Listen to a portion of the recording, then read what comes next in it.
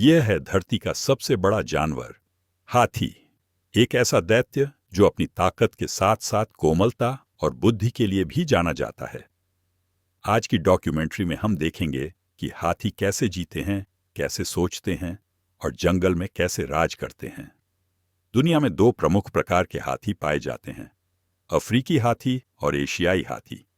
अफ्रीकी हाथी बड़े होते हैं, उनके कान विशाल और शरीर ताकतवर होता है, जबकि एशियाई हाथी तुलनात्मक रूप से छोटे होते हैं और आमतौर पर काम के लिए इस्तेमाल किए जाते हैं।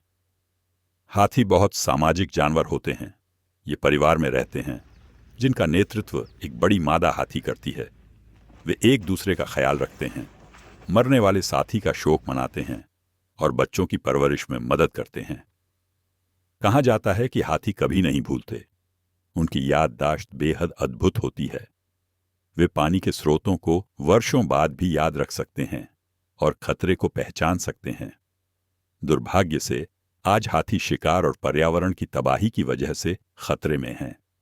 उनकी हड्डियों, आइवरी की अवैध तस्करी ने लाखों हाथियों की जान ली है। संरक्षित क्षेत्रों और कानूनों के जरिए उनकी रक्षा करना जरूरी है। हाथी सिर्फ एक जानवर नहीं है, बल्कि एक प्राकृतिक चमत्कार हैं। उनका संरक्षण मानवता की जिम्मेदारी है। आइए मिलकर हाथियों को बचाएं।